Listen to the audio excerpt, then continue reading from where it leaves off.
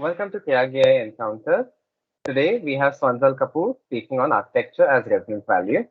Swanzal is a practicing architect, civic activist, songstress, and closet philosopher. She is passionate about design, ecology, music, and a humanistic approach to life that serves the collective good. A practicing Buddhist, mindfulness, compassion, and a deep inner joy guide her way of life. She is a design principal and co-founder at Saka Studio based in Gurgaon. She has 22 years of experience of working in a diversity of contexts and scales. At the heart of a design practice and life is a deep belief in thoughtfulness, sensitivity, innovation, playfulness, and passion, the springboard for great ideas. Her architectural and interior work celebrates cultural specificity, craft, embodied emotion, ecological consciousness, and collaborative synergy. Her interest in civic action and the environment led to her co-founding I Am Gurgaon in 2009, a platform to enable change through community participation. She has been an integral member of the team that has revived a forest at the 385-acre Aravali Biodiversity Park in Gurgaon. She believes that each of us should be the change we want to see in the world. Uh, Swanzal, I invite you to the mic.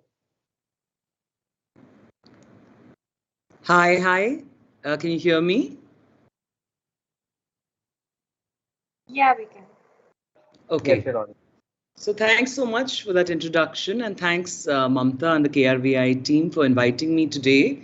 I'm delighted always to speak to students because, I think one thing that I'm really excited about even today is, the kind of enthusiasm with which I look at design and practice.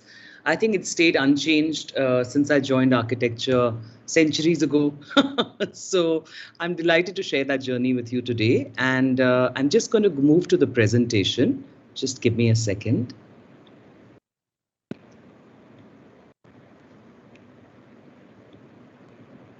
Yeah, can you see the screen? Yes, we can. All right. So this conversation is titled Architecture's Resonant Value, Rewilding, Regeneration, Healing and Belonging. I think what's happened with COVID is that I think for many of us, this has been a chance to really move into a much quieter place than we've inhabited for many years, maybe. And I think for me personally, it's been a time to really think back and look at uh, my journey in design and the journey of our practice, and whether the values and principles and beliefs still hold true, what we've actually been carrying with us all these years. And I think for me, there's just been a deepening of those values and beliefs, and I think even a deeper impetus towards sustainability, which is something that has guided us from the start, and the idea of wholeness and inclusiveness, which is the other thing that I have always believed in deeply. So today there are 4 projects that I wish to present. One, which is Rewilding, which is actually a collective journey with the I Am Gurgaon team, and which was restoring a Rabli mining site into a forest, a vibrant forest as it is today. Regeneration, which was actually looking at an 80-year-old home in Dharmaj, Gujarat, which we kind of regenerated with a great deal of kind of, I would say, gentleness and very little physical intervention, but it actually really transformed the entire home. And I'll speak more on that later. And then the third project, which is actually a recycling station, which is also part of the work that we do with I Am Gurgaon. And this was a recycling station, which has now started off a whole series of other recycling stations across the city. And Belonging, which is a more conventional architectural project.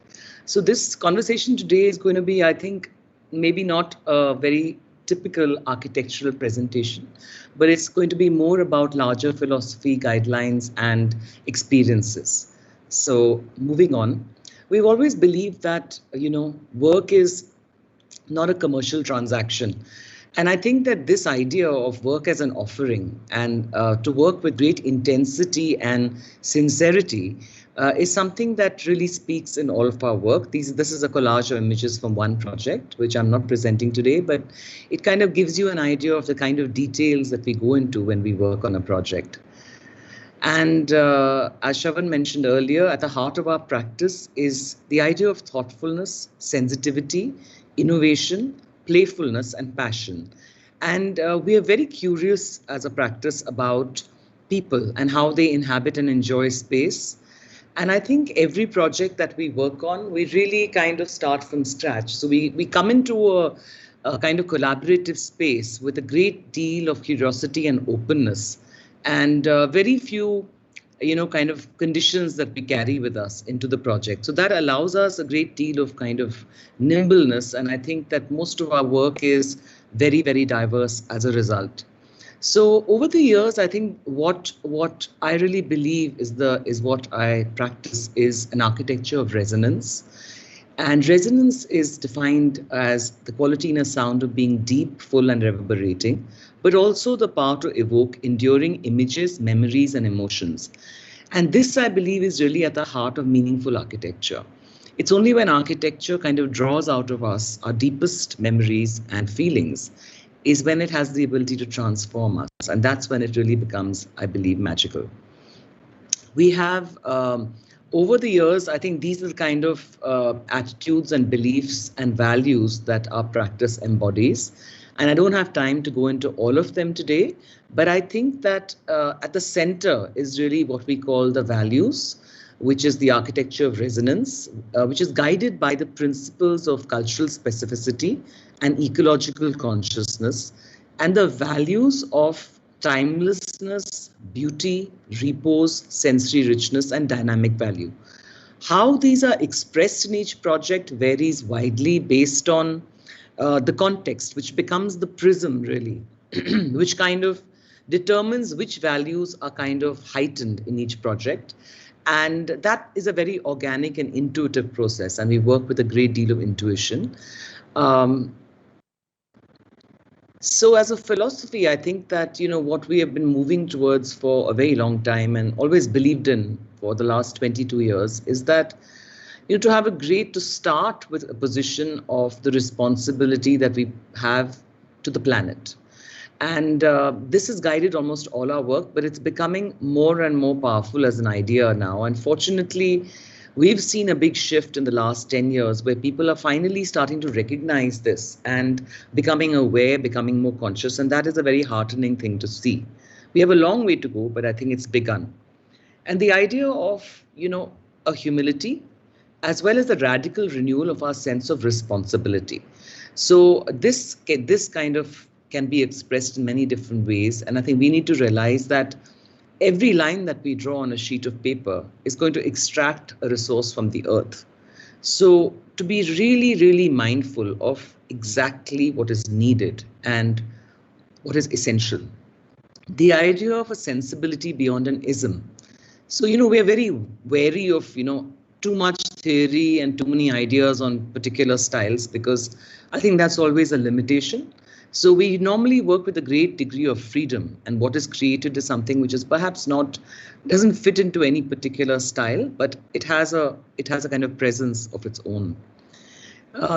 Also the idea of continuities. So this is something that we've been very kind of conscious of from the beginning, especially when one is working in environments where there is a strong culture and heritage that is still alive. And the idea of how to be very, very mindful that everything that is added, whether it's a material or it's a detail or if it's even a motif, is forever changing that particular pattern of that fabric. And therefore to be aware of that and to respond with that kind of sensitivity. These are the two of the projects I will be speaking about later today, Dharmaj and Nambiar House in Coorg, and continues the same idea.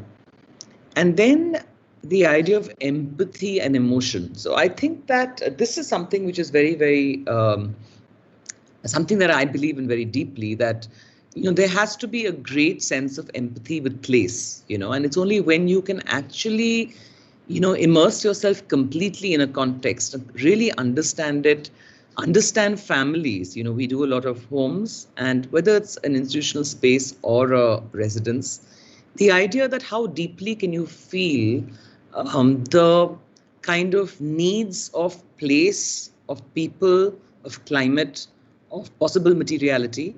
And that's when you really kind of create something which actually goes beyond the expected. And that's very palpable in the final expression in the project. The idea of dreaming local. So this is something that, again, I think comes to me and has stayed with me from my early training under Revati and Vasant Kamath, architects.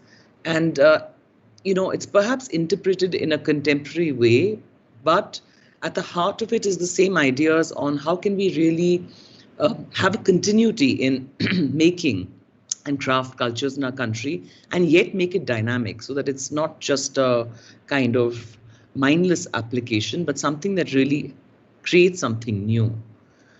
The importance of the hand and the handmade, and how that actually also kind of really animates a space, apart from the larger imperatives of providing sustainability to crafts and to making cultures in our country, and the joy of really working with craftspeople. And finally, architecture as a change agent. So this is what I want to actually also speak to you all about, which is that, very often we kind of look at architecture as a very small box and a very narrow window of, we receive a project and then we create something beautiful and then hopefully sustainable. And then we move on to the next project. But our responsibility ends at the boundary wall or at the precinct edge. And that's really probably the smallest segment of what architecture has the potential to be. And I think that increasingly we need to be conscious that we need to move into a space where we are doing much more, maybe creating our own projects, collaborating with other people. And so here we come to the 4 projects. And the first one is the Aravali Biodiversity Park, which was the project I spoke about with I Am Gurgaon. I'm going to quickly take you through a few slides which were about what were the objectives of this. It was basically, co-founded by Latika Thukral, Ambika Agarwal and me in 2009. And we were just 3 citizens who didn't even know each other and who just came together with the idea that something should be done for the city. And it was envisaged as a platform to bring together stakeholders, the government, corporates, citizens, schools, and essentially become a way by which people could volunteer to make the city a better place by a platform which made it easy for people to take action, because often people are held back by the idea that it's too difficult, how are they going to, how can we make a change as an individual? But our experience has been very heartening. And I think that, so we did a whole set of campaigns and events and analysis of what we wanted to achieve and identified top issues, which this was done in 2009 through surveys. And I think we've continued to work on these over the last 11 years. And we did character district studies, areas of intervention, possible solutions. We looked at the issues on the ground and we looked at possible events in action that could be actually carried out to kind of connect citizens with these issues. And then there was the Million Trees Gurgaon project, which the idea was that how do we really combat the amount of construction and the kind of, I would say, fairly insensitive development that we've seen in Gurgaon, and by planting native trees to kind of offset that. And so we came to this idea of the urban wild, and we discovered this large mining site, which was at the edge of Gurgaon and Delhi. And we saw this as an opportunity to actually become a forest. But that too was a journey. So the idea of urban wilds is actually increasingly critical. And I think that today when we look at the situation that we're all in, which is that we can't travel much and we're kind of restricted to our, kind of urban environments, it really kind of emphasizes the essential need to be in nature, to restore oneself, to heal and to be aligned. So this really has become now like a very successful case study for rehabilitation of a mining site, as well as raising ecological awareness, because we did this through a completely participatory manner. So the idea was to include all the citizens in this experience so that we would kind of see an integral transformation in the way people look at landscapes and ecology. And of course, it's a huge source of groundwater recharge, which is a challenge in Gurgaon, and conservation, and the conservation of flora and species and birds and animals as well. So this is what it looked like when we began. It was just a dumping site. The image on the left, it was just dust, and there was Velaiti kikar, which is an invasive species, non-native species, which had just covered the entire area. And it was a thoroughfare. It was being dumped. Malba was being dumped, and people were driving through it to Delhi and using it as a parking space. So it was basically unsecured land, like a lot of mining sites and that we see in cities around us.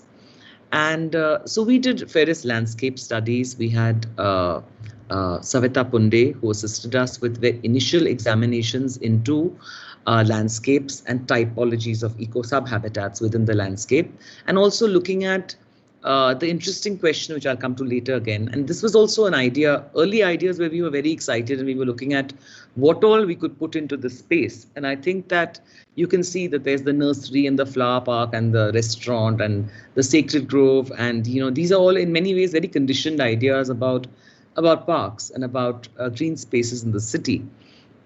And then we had, through Pradeep Kishan, we had Vijay Dasmana, naturalist, an ecologist, join us in the team to guide the planting at the biodiversity park. And I think he really educated the entire team to make us see the Aravali landscape in a very different way. And I think that's one of the biggest kind of learning that we've all had as a team, and me personally as well, is that, you know, so many of us don't ever even really see natural wild landscapes in our lives because we're surrounded by just, you know, aesthetic landscapes and species which are not even native to a place. And you know, this is actually quite critical. It's going to come forward actually. Yeah. So it's the kind of ecological regeneration that native species do in terms of how they adapt to the landscape, how they support other species and each other, how they regulate temperature, they need less water. They bring in the birds, you know, and the insects. And so it's a whole life that grows around planting right. And this is something that we saw so clearly at the biodiversity park. I mean, it was a project which started planting in 2010, and 5 years into the project, we actually suddenly saw the entire landscape transform. So from that dusty mining site, we reached a point where you couldn't see even a little bit of earth because it was completely covered with ground cover.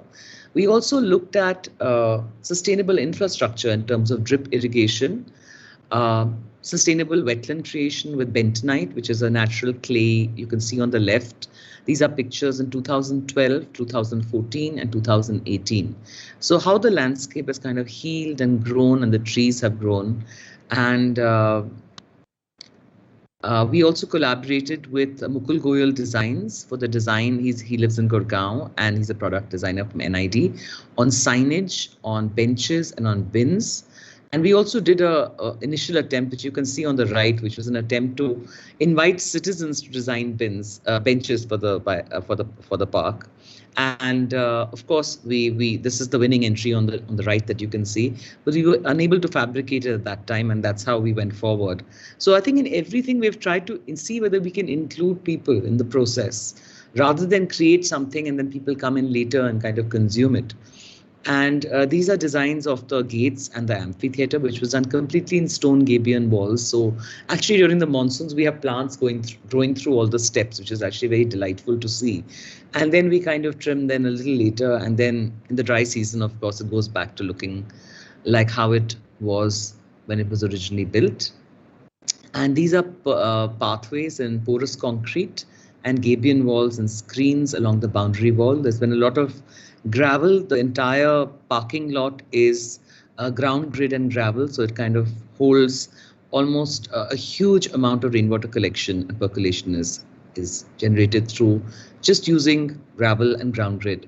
And these are all the doers and believers. So these are the corporates, the schools, and the council, that various citizens groups that also partnered with us in the process over these years, and people. So we had school children, we had RWAs in schools, corporate engagement through cleaning drives, composting, transplanting.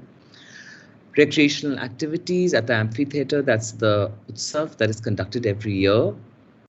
We started in 2015 the Aravali Nature Walks, which was to connect people with the landscape and look at birds and insects and butterflies together.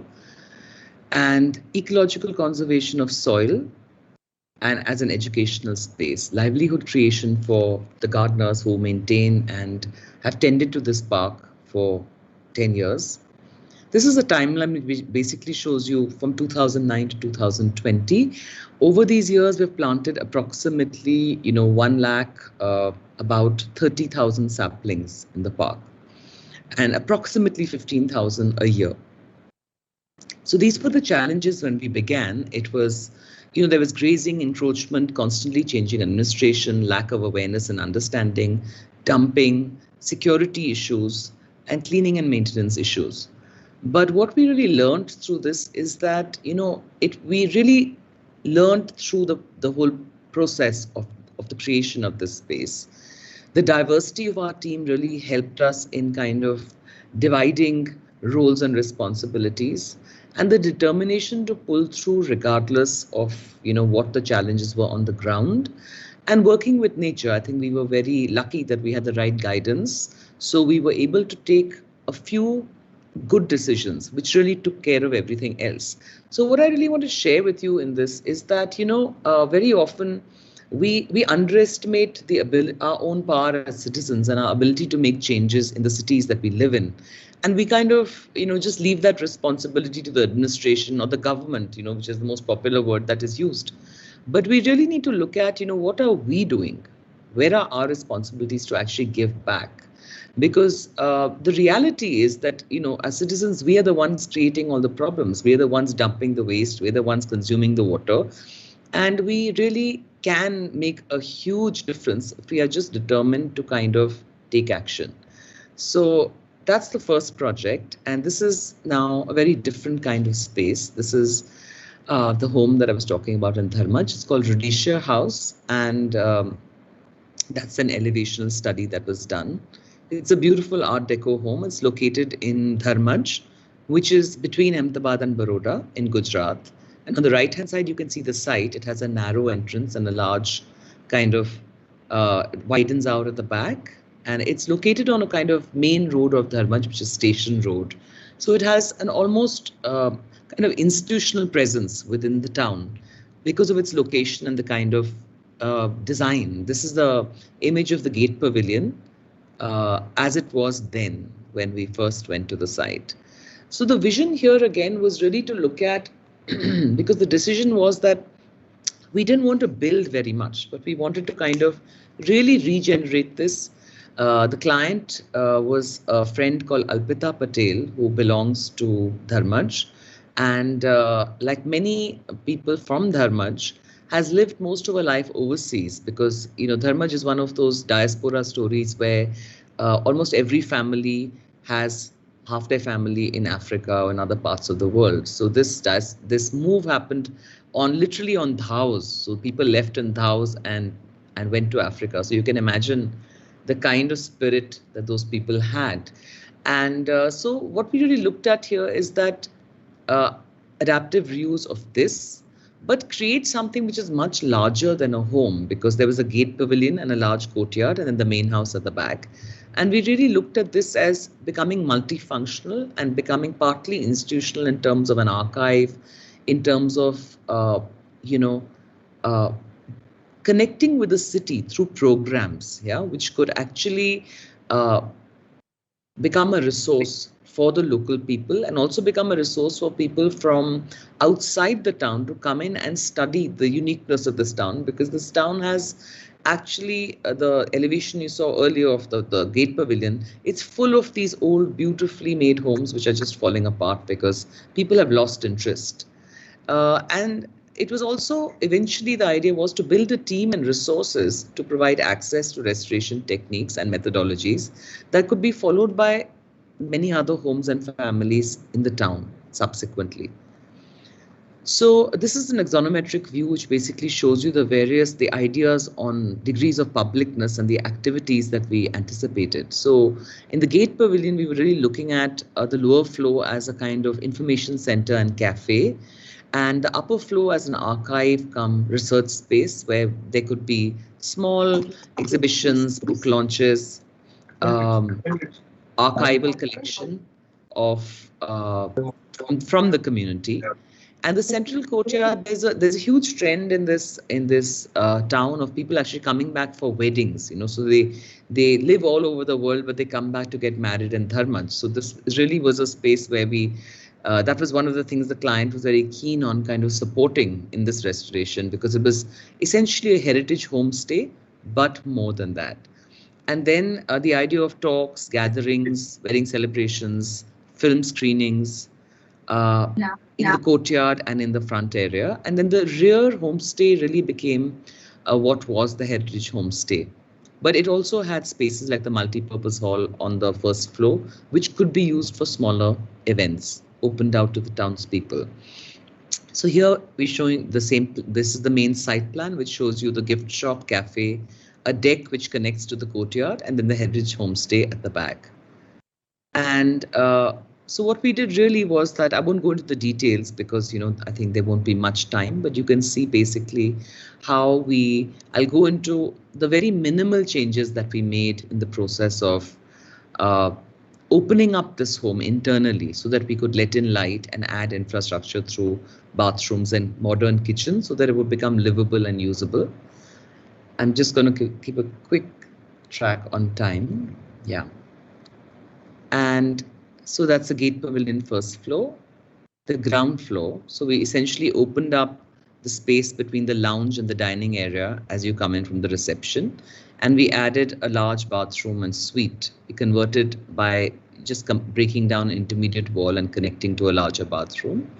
And broke some existing sheds that had been added at the back, which were taking away from the home to expand the rear courtyard at the back.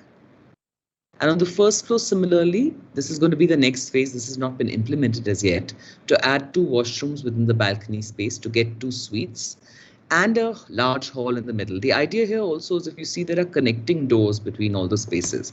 So the idea was that these can all function independently or together depending upon the requirements of the family, so that it becomes as flexible as possible. And these were all named after towns in Africa, which kind of resonate and have memory for many of the people who will be coming back to stay here. So we had, names like Broken Hill Hall, Bird of Paradise Suite, and African Violets, named after, flowers and places and plants. This is an image, some renders that we did initially. This is before and after the Gate Pavilion, and that's at night. And these are some elevational studies. And there was a festival, which is a very large part of the idea of how we would actually introduce this regenerated home to the community. So there was a 3-day festival in January 2020 where there were walks, there were, kind of an art exhibition. These are some details of how the infrastructure was added. We kind of customized, exposed electricals. We had an excellent team called Jeernodhar Constructions, led by Nilesh, who is a specialized heritage contractor who actually really saw through all the changes. That's a small courtyard bathroom on the right, which was added to match the existing boundary wall screen detail. And it's done impeccably. You can't tell the difference between the old and the new. And these are some interior images of spaces within the home where we left walls raw and stripped paint and stripped ceilings to expose zinc ceilings. You can see that in these pictures. So it was done it was kind of very light touch, but just through a kind of very sensitive addition of color and signage, contemporary signage and programs. This was actually the exhibition that was mounted about the history of the town during the festival. And this was done in collaboration with Tarasha Design Works in Ahmedabad. And this is some views of the courtyard in the day and night. This was what was added, and signage at the main Gate Pavilion. These are some renders of the courtyard pavilion. And these are examples of what all happened during the, so there was a French artist called Anna Bloom. This was curated by uh, uh, um, Kala Chopal, Linika Berry, who did the curation of this entire festival. And it was actually quite a remarkable experience to see people come in, locals come in during this festival and kind of reconnect with this space, but almost like it was like stepping into the future, because it was curated in such a contemporary way that it allowed people who had lived in Dharmaj all their lives to suddenly see almost like connect with the world through this home. The third project is Samadhan Hub, which is again, this is a very small recycling station that was built extremely low cost and completely from upcycled materials. And this was really about when the healing comes from the perspective of, you know, when we actually take charge of our waste. I think that's when you allow the city to heal, because it's the waste that is dumped and that is in landfills and that is burnt that is actually causing probably the greatest toxicity in the city. So the idea of this was again to really look at how we could move Gurgaon eventually to a zero waste city, and to create a memorable public space that was like an encounter with waste, to offer an opportunity for citizens to realize deeply their own role in generating waste, and to create an ecosystem that brings together, again, all the stakeholders, specifically the upcycling companies, so that citizens participate in this process of upcycling. And finally, to also demonstrate the possibilities of aesthetics and beauty, even when you use waste as the primary resource for construction. So we looked at collaboration, again, sustainability, innovation. Everything was an experiment here, you know, we had gabion walls from upcycled tree guards. We had a bamboo-crete roof for the recycling station. So the collaborative team, it was led by Smita Madhukar Ahuja, who's a waste X resources expert, who guided us on the information on waste and all the kind of concept behind what all could be created here. And that's members of the I Am Gurgaon team. These are examples of the bamboo mud gabion wall in process. So we use this interesting idea of using bamboo as the formwork and filling in the mud, and then removing parts of the bamboo to kind of create an almost chick-like pattern, which would, and the rest of the bamboo was then reused in the subsequent walls.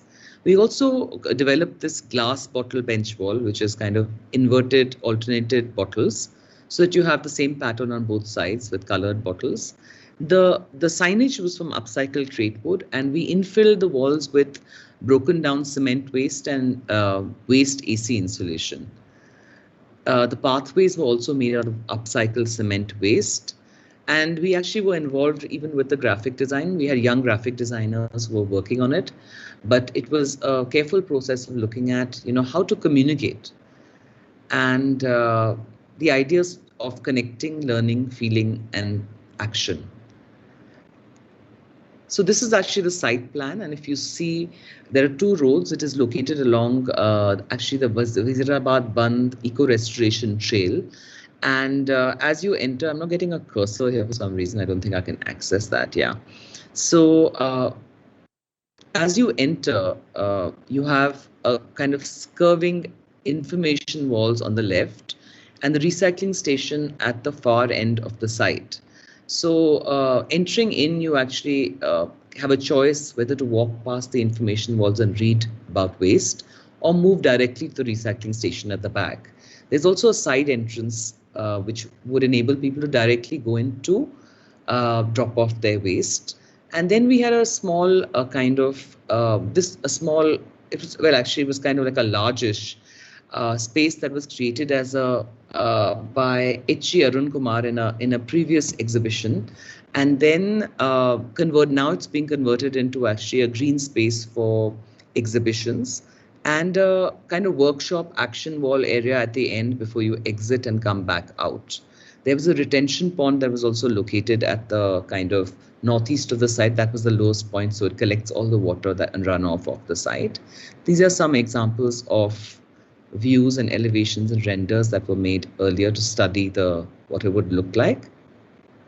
And this is the process. I've shown some of them. I'm going to move a little faster because I think I'm running. Yeah, and these are examples of how the information walls were made, the construction of the information walls. And the signage again here, what we wanted to do is we wanted kind of like a kind of playfulness and humor to connect people. We didn't want it to become, too serious. So there was an idea of actually having these personalities like the Haryanvi Tao and the Curious Child and the Crow. So we had all these kind of, humans and animals kind of speaking through the signage to connect with people. This was the design for the recycling station, which was made out of bamboo and bamboo treat, and largely intuitively designed with help from our structural team. And it's really, really nimble to the extent where actually, if you look at the picture on the top left, it's almost like fabric. It's so thin that it looks like fabric because it's kind of bent as we cast it. And so it's simple, it was low cost, and I think it created something which is applicable across the country. This is the detail of the cross section and the kind of column beam details. And those are some more views of the action area where the workshops are conducted. And again, native species that were planted with Vijay. And this was focal points of upcycled art that was actually at the exhibition that was here earlier. And these are some more images, yeah, of what it looks like today.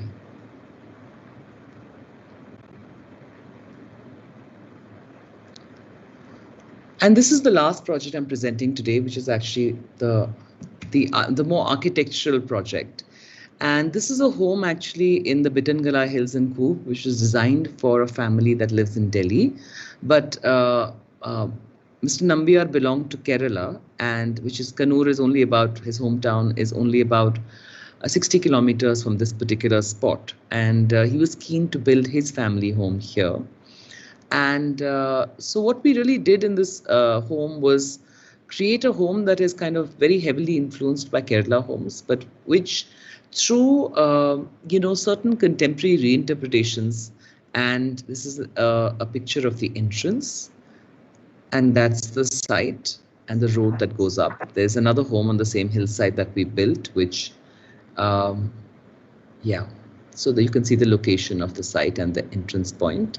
And as you come up, we have a kind of cobbled pathway with grass growing between the cobblestones and the main porch. And this is the layout plan. You enter through the porch into a double height lobby space, entrance space, which has a spiral staircase rising up to a mezzanine. So when we started this project, it's a kind of very traditional kind of plan. But what we have done really is that we've actually played with the internal volumes in such a way that all the spaces kind of get interconnected. Moving in, there's a kind of a primary living area and the dining, and then the kitchen on the north east. And then we have 3 bedrooms, which are also on the ground floor, and with a common bathroom between the two, the master and the study on the left, and the guest bedroom on the right. There's a deck which actually wraps around facing south and facing west, because that's a kind of Coorg has actually a huge amount of rainfall. So protecting the edge of the home becomes kind of integral to be able to actually live and enjoy the rains as well.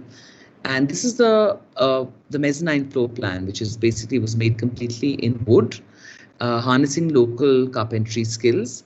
And we have a small store and a children's bedroom and a toilet, which was actually added later on in the project when we realized that there was potential to actually add a small bedroom, and this was done right at the end of the project. These are some elevations which show you the entrance, main entrance, and then the west elevation. There's a small pergola at the back near where the house meets the cliffside. So that's another small area that opens out from the dining room that you can also see here. And these are views of the south elevation and the north elevation. So the north elevation faces the cliff, south elevation faces the valley and the views. And these are sections of the home. So you can see the construction, the wooden mezzanine, the entrance spiral going up, and we used laterite within the interior as well, because the house was constructed in laterite, and the roof systems was a local double tile roof, which actually has a layer of insulation between the lower tile and the upper tile. We used also a lot of hume tiles, which allow through ventilation through the house, so that the house remains cool. And yeah, and those are the bench detail, which is at the edge of the mezzanine, which is the typical Kerala seat detail. And these are some images of the home and ideas of cultural specificity. That's the view as you come in, and the entrance and the spiral. That's the main living area. And these are the windows that we added to kind of open out the entire home during the day. So the idea was that you only need to close the windows at night when you sleep. But during the day, the whole home is interconnected through this double windows, which are in the living area, similarly in the dining area, and large double doors which connect the common living space to the guest room. The idea of the timeless way of building. Views of the decks overlooking the garden. And these were kind of hand-dressed granite columns, which were custom designed and made. And we used traditional wooden rafter designs for the deck. But in the main house, we actually, because the spans were larger, we used a combination of steel and wood for the main roof. These are more views of the deck, which is really the main space in this home, of the master bedroom. And we used a lot of local carpentry skills to actually, there's stunning local carpentry. There was a team that enabled us to do all these details on the shutters and on the balusters and other parts of the home. This is the guest bedroom. And you can see the wooden mezzanine roof as the ceiling, the spiral entrance, and the idea of repose. These are views of the mezzanine. So this is the connecting mezzanine which overlooks the living and dining area. And we have given small, actually glass tiles as well, because there are times in the rain when it becomes very dark, when it's overcast. So we wanted to take care of that and kind of balance how the light gets distributed through the home. We also discovered these local ridged terracotta tiles, which we used to create screens with glass to enable views from the higher level, mezzanine level, out into the valley as well. These are views of the children's room on the mezzanine floor, and the view from the mezzanine looking out into the valley over the living room. That's a view from outside, from the garden and the hillside at the back. And that's a night view with the hills and the valley. So I'm going to end with a few end thoughts. I think I'm pretty much hopefully on time. And so essentially, so this is just kind of learning that I thought I'd share with you and leave you with, that it's important to define your values, attitudes and beliefs early on. And I think that really what that does is it kind of gives you a direction, and which it actually enables the kind of work that reaches you because of this. It's also time for us to all consider a very radical redefinition of what is an architectural practice, in these times. So we must all think deeply about what all we can do beyond just waiting for a project. Moving towards frugality and a deep sensitivity to resource consumption, which is actually critical for all of us to look at.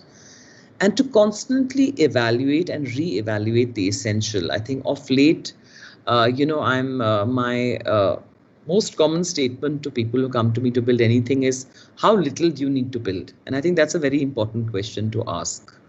The idea of architecture beyond building. So how can you actually create something without actually putting resource, physical, extracting from the earth? So whether you create through programs, whether you create through ideas, a lot more is possible from how we define architecture. and to shift our understanding of waste and its implications on our health. This is something which is, I think, can be very carefully examined, not just in our homes, but also in our workplaces, also in everywhere we go. The idea of seeking wholeness, how can we look at architecture as a way to connect deeply to place, nurture local communities and crafts and skills, so that wherever we enter as what I would say interveners in a space, we are actually creating something that is whole. And the importance of cross-disciplinary collaborations, I think that one of the things that we need to really recognize is that sometimes our conditioning can be our biggest enemy. We don't realize how conditioned we are as architects.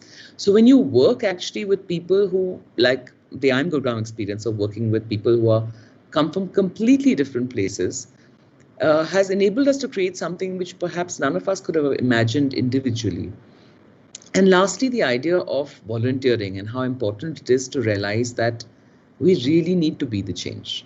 So I'm going to end with this, and I'm going to request Mamta or Shravan to play a 2-minute film on the Aravali Biodiversity Park. Could you do that, please? Thank you. Yeah. Can I go ahead? Yes, please, please, please. I finally rediscovered my cursor now at the end of the presentation. Whatever. Yeah.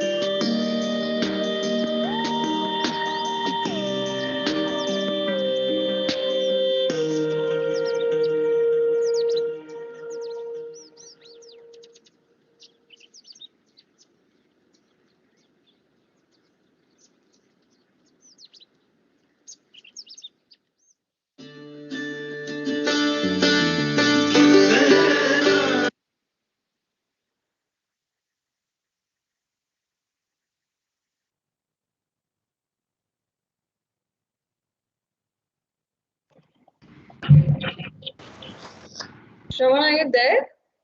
Sorry, I just disconnected for a second. Yes, that was a fantastic encounter. I'd like to invite Sonal to respond. Uh, Hi. Hi. Hi. Nice to see you. Yeah, nice to see you too. It was great to listen to you actually. So many things that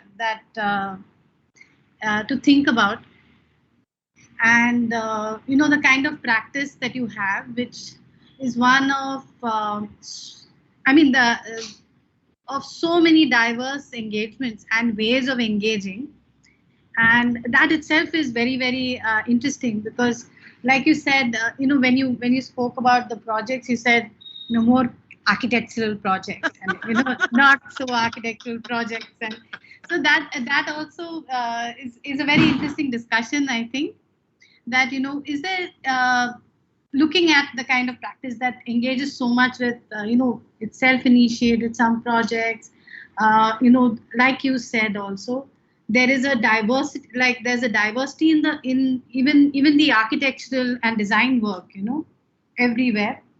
There are the scales of thinking, there are acts of communication.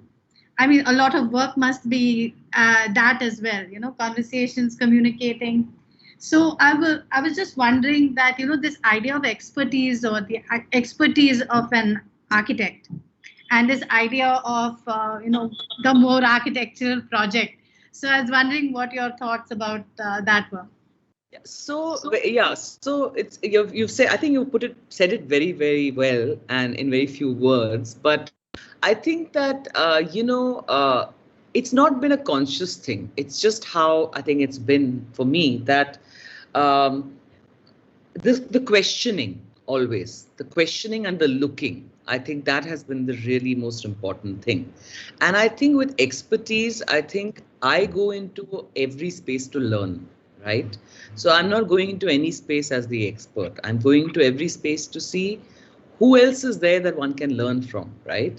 And that is why, and including the clients. So when I the conventional way that architects go in is that, oh, we're the experts, we'll tell you how to live, right? I do the reverse. I ask people, how do you want to live? Let me understand how you want to live, right? So for me, it's really about a sensibility and a very open collaboration, right? Where anything's possible, right? Now that the possibilities are determined by the people, the place, the materials, and then it just comes together intuitively into what everybody forms together. So I feel that the architect, I've always felt this, by the way, when I started as an architect, I really looked at the architect as a medium. That's what I think we are. We are the mediums, and we are in many ways, as in we hold that churning of creation, right? And the purer we are in that process, and the less of ourself we bring to that process, the purer the product will be, and the more, what I would say, emerging from that context, rather than being imposed by one's own mind and conditioning as an architect saying, oh, this is what we should do, or, So one of the big things that I really have always questioned deeply is like how we are so limited to our materiality. It's always only brick and concrete. It was a radical idea at one time, modernism. It no longer is a radical idea. In fact, it's the conservative uncle in my opinion right now. So we have to, yeah. So I think that, one has to really, I think, be a little disruptive, in my opinion, and not in a positive way, right? Not disruptive. Okay, maybe that's the wrong word. Just be really curious, and keep that curiosity, hold your learning, but constantly start from scratch. Don't ever, because the minute you become too wise, that's when you become the problem, in my opinion. So, another interesting term you used just now was the idea of purity, which you use very differently from, the idea of this sort of a way you imagine the idea of purity in architecture, when you say beauty also, like you said, beauty, that also seemed to be a very different idea of beauty. That itself. And another thing that, do you think that, the way that this idea of architectural expertise is something also that is like kind of the complication of training architects, like, what is their core skill, and whether that kind of inhibits, whether there should be something else that is being pushed through as the idea of architecture? So, I think it's really important for conversations to happen outside classrooms. I think it's really important for projects to happen with real people, in college, because so what tends to happen, we've all been through, the educational structure, and it does, I think I'm not taking away from the role and responsibility we have as professionals to be responsible for the process and for the technical aspects of, what we're doing. But I think that an openness to many ways of building, which of course is there in colleges and in education, but also to uh, looking at these kind of projects, where there's citizens coming together. There are enough examples all over India, actually, of people doing this in different ways. And I think what I would like to say is seeking creative solutions that go beyond just built architecture, right? So I think the idea of expanding the idea of architecture, and we all know that the word architect is used so loosely that sometimes one almost feels that what does architect mean anymore? There's like software architect, whatever. But so I'm really saying that let's relook at how that word is defined, what an architect can conceive, basically. That's what it comes down to. I have so many, my page is filled with lots of things, but I think we should open out the questions to everybody if anyone wants to ask. Shravan, will you manage this? Is anybody? There's nothing in chat so far. If anyone would like to ask anything, you can go ahead and ask. But it was a fantastic conversation between both of y'all, and the whole encounter was so beautiful. Because actually, when we first earlier look at architecture, if I see an empty space, I'm like, okay, yeah, this can be built here, this can be done here. But otherwise, the fact that you saw it and you thought, okay, this needs to be an open space, a public space. Because even I, I have a passion for sustainability. I think, okay, I'll build a sustainable structure. I wouldn't think let this be as a open space. So it was fascinating hearing that from you, that how you managed to make something out of it that wasn't architectural as we call it. So yeah, so to respond to what you said, Shravan, it's like, what are our primary impulses, right? That's the question here. So, and questioning whether our primary impulses should always be to add stone, to add brick, to add. And there are ways of adding great quality and great dynamism into a space without a single stone being added or single brick being added. And that's really what I want to get at, that how can we move to a space where that becomes a possibility too? I'm not saying that's the only possibility. But when you do that, when you start from that standpoint, then what you add will be really the essence of what needs to be added, rather than a projection of what you're coming in with. Yeah. Shravan, I'd like to ask a question. Yes. Yeah, hi Swanzal. Good to hear you and see your work once again. How are you doing? Good. Okay, yeah. So I think the biodiversity park was very interesting because many of our final year thesis students look at these kind of engagements, and the initiative you and your team kind of took with regards to that.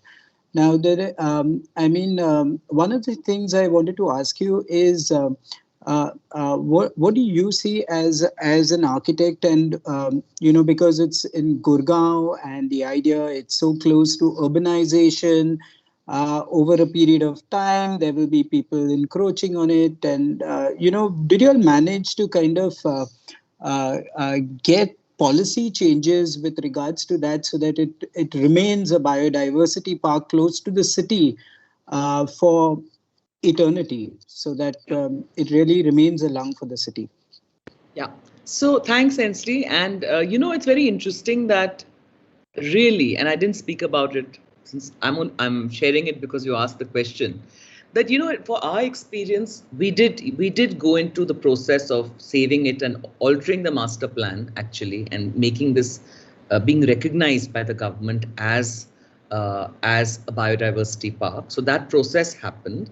But more interestingly, that because this was created in the way that it was created, the government has come to us we're on our fourth project with the government now. So the government has we've completed another 5-kilometer trail another 7-kilometer pedestrian forest trail and walking trail, and currently a wetland, village wetland regeneration project. So it really kind of flipped the script. So what this, and that's where I want to get back to the idea of people realizing, students realizing how much power there is in collaborations. Because the minute you have one example out there, which is giving back in the truest sense to the ecology of a place, it speaks for itself. You don't need to defend it. It's the birds are there. It's something which is nowhere else in the city. Now, so that has really now become a little. It's like it's moving in its own way through Gurgaon. So now there are these two other trails. There's a wetland. So we're just in the process, and the beauty of it is that because it's a PPP model. The corporates provide the funding, the government provides the land, and we provide the technical expertise and bring in the people. So it really becomes a model that brings everybody in, has everybody's skills or resources being appropriately put into the project.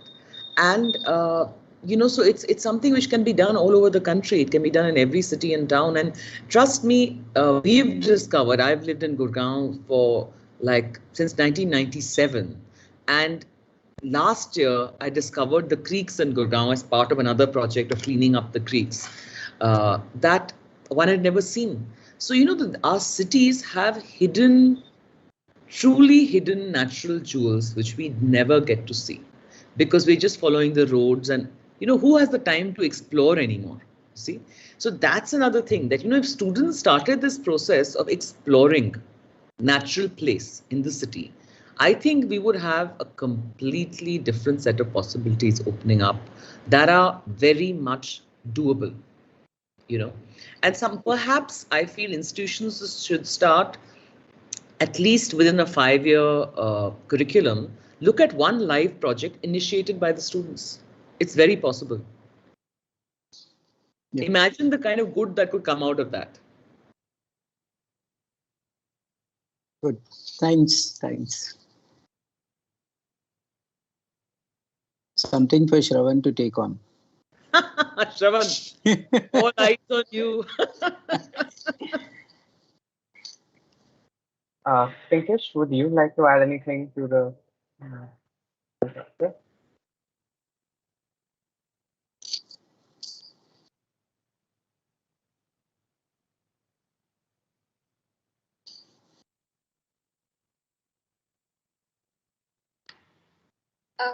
I have a question I would like to ask. Hi ma'am, I am Avni from second year, and my question is, when you started doing the biodiversity park, I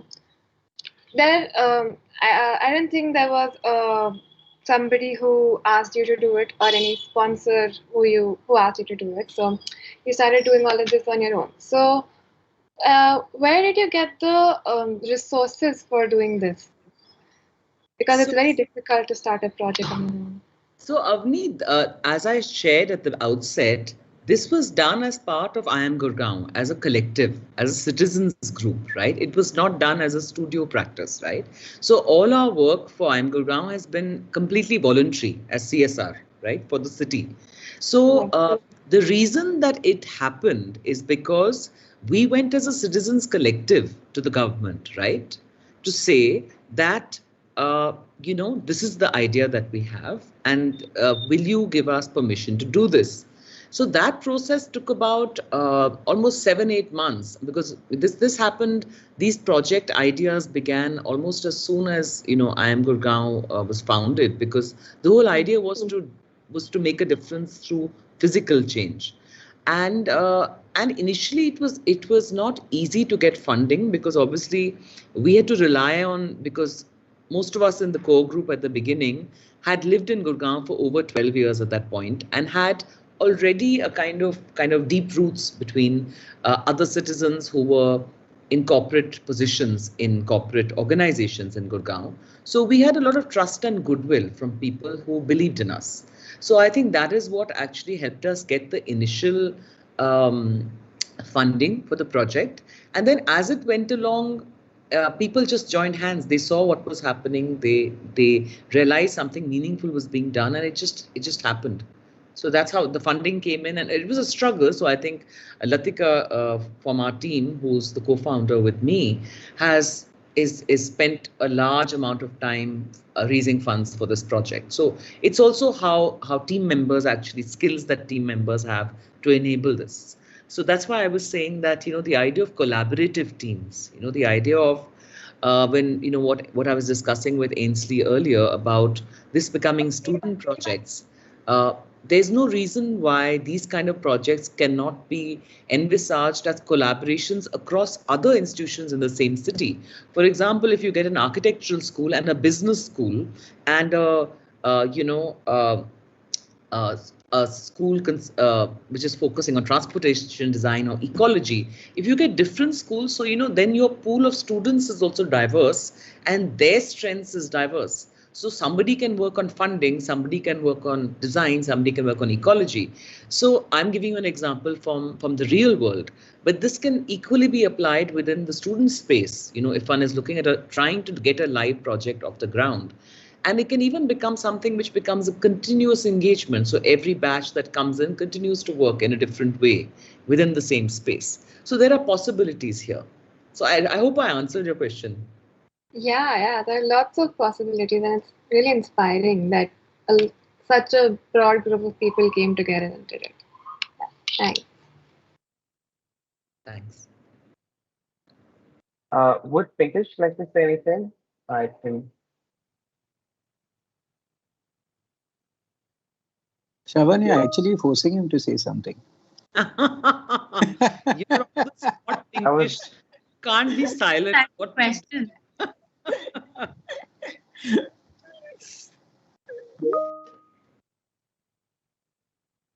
Shravan, can you read out his question?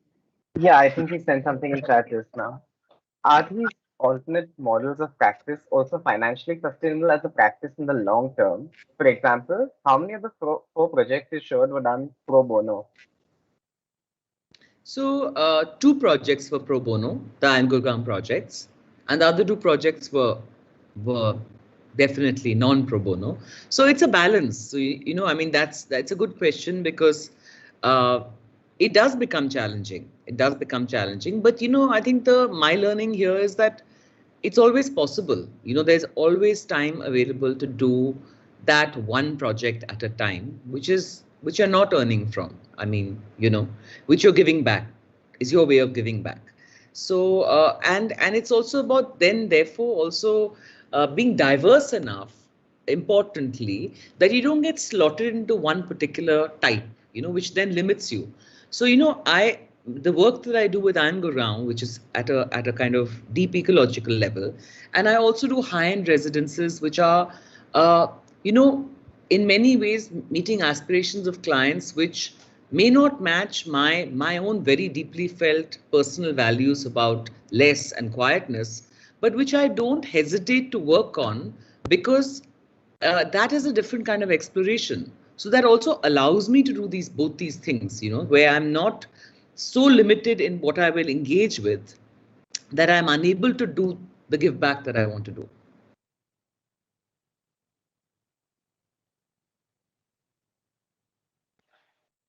Thank you for that. Thank you so much for this entire conversation. I think we've all learned a lot from it today.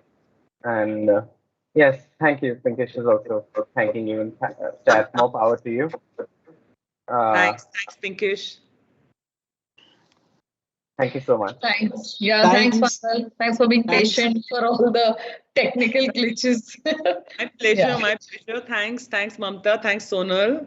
And thanks, Shravan. Thanks, Ainsley. Pleasure to meet everybody and all the best. Yeah. Hope to see many projects coming out of KRVI. I'm going to be watching. Shravan is spearheading it. Yeah, absolutely. He's signed up. I'm actually changing my ideas design, the technology design now after this conversation. Smart. Good.